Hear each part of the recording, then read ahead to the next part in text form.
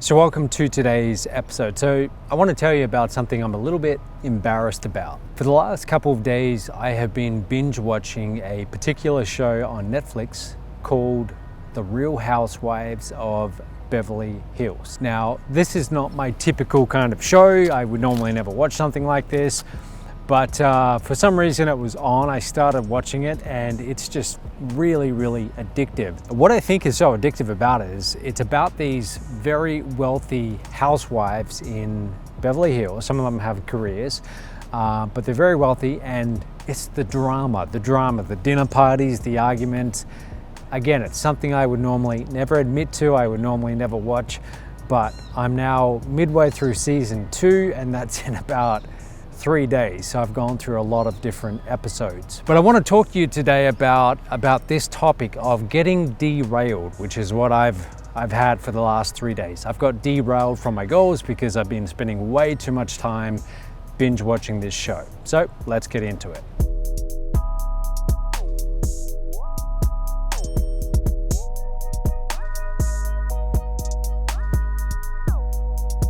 So first of all, what do I mean when I say getting derailed? The way I look at it is we all have goals in our life, and we have to think of ourselves like we're a train on these train tracks headed in a straight direction. And what's really important is that we resist the temptation, or we resist trigger points which get us derailed. So in my case, I know that Netflix and watching TV shows, if I start watching like a series, episode 1, season 1, then it's all downhill. So normally I try and avoid watching Netflix. I didn't have an account for a while, and until about 4 days ago, I resisted that urge. So that's a trigger point for me. I know if I'm scrolling through Netflix and I see a series, I'm gonna press play and I'm gonna get derailed.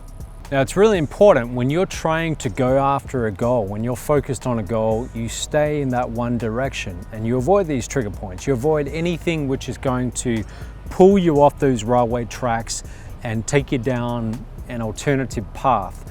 And so we need to get very deliberate about our environment. We need to get very deliberate about actively removing any of those trigger points or temptations that will take us off our path. So for example, let's say you're trying to lose weight and you know that one of your trigger points is when you walk home from work every day, there's a certain bakery that you walk past, and as soon as you smell that bread and those delicious smells, you're very tempted to go inside and order, you know, whatever it is that you're addicted to or that you really love.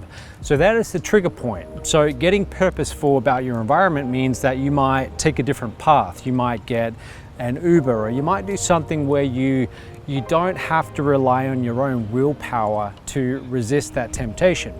Because when we have to rely on willpower, the problem is our willpower, it wanes throughout the day. There's certain times of the day where it's at its peak, and then there's times where our discipline or our ability to resist the temptation is at its weakest. We're tired and we want to go for that easy option.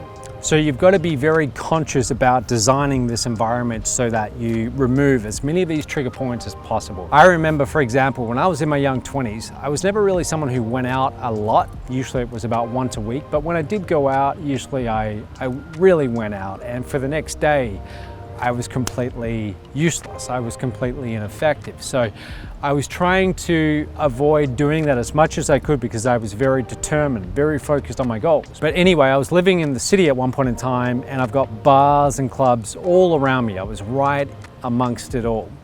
And I remember just having all these trigger points. I would walk past them on my way back home, and it would just tempt me to want to go out that night. And so I reached a certain point where I decided I need to move. I need to get into an area where all those trigger points are gone, and then I didn't have to rely on willpower.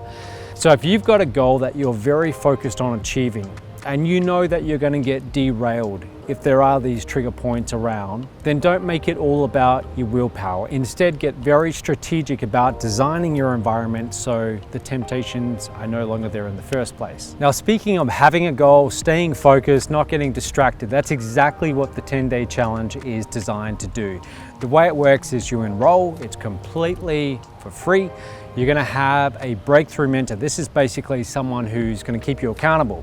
So you pick your 3 goals. You're going to have one for career, one for health and fitness, and one for your life in general. Okay, and you've got 10 days to go through this program. The first step is you're going to announce your goals in the accountability Facebook group. So you tell everyone what you intend to do. What are your necessary daily action steps that you're going to do for the next 10 days? Your accountability mentor is then going to be calling you and checking in daily to make sure you did your daily action steps. So this is how the 10-day challenge works. I do a lot of these myself. It's one of the ways that when I have goals, I avoid getting derailed in the first place. So if you want to join that, it's completely for free. Go to changeyourlifein10days.com. Okay, I'm going to wrap this up. It's starting to rain here, but that's it for today. Avoid those trigger points and join the 10-day challenge. It will really help you. I'll see you tomorrow.